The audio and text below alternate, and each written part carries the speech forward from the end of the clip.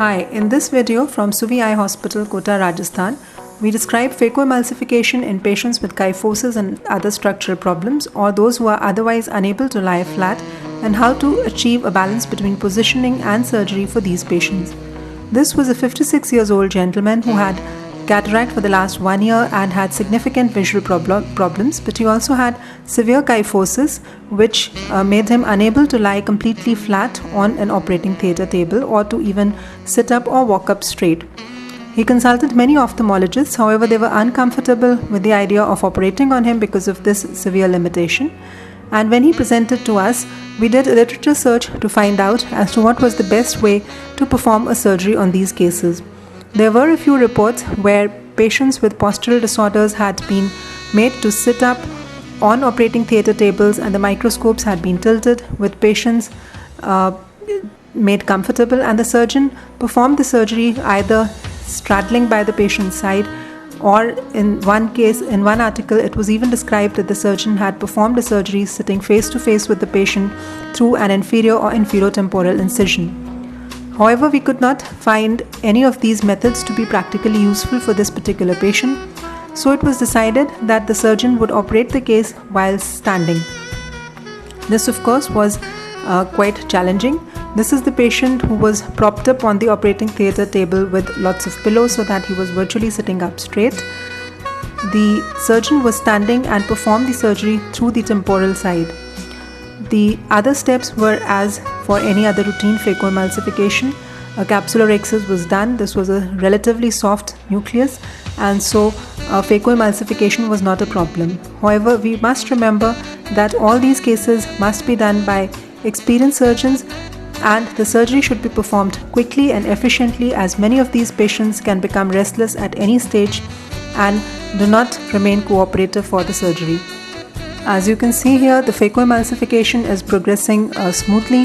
The surgery is just like for any other phacoemulsification.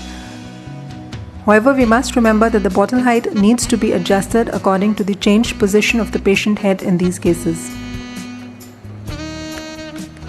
This is the irrigation aspiration being performed, and as you can see, the surgery has been performed pretty well and there is no problem. Once the eye was clean, an AMO Sensar IOL was implanted into the capsular bag.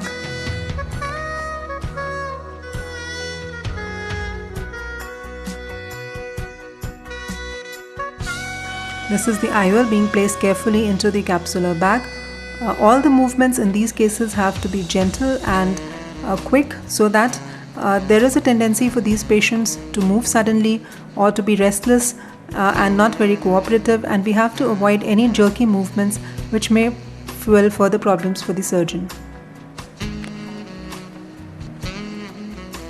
And this is the sealing of incisions and injection of intracameral moxifloxacin or Vigamox into the anterior chamber as per our standard practice.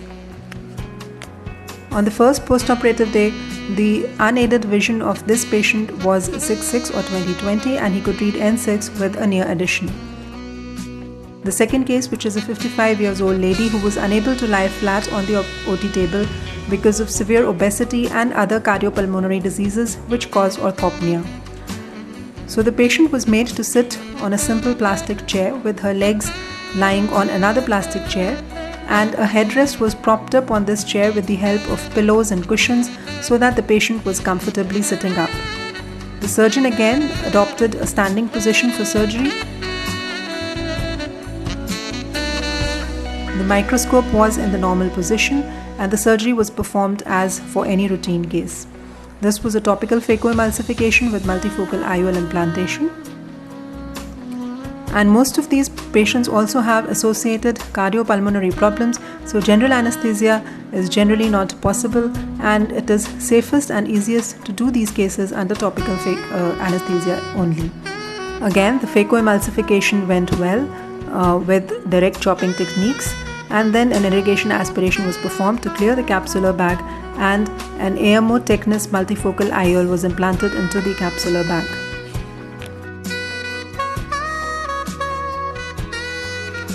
Postoperatively, she gained a vision of 6/6 unaided and N5 for near, again unaided, and could read very well and see for distance also.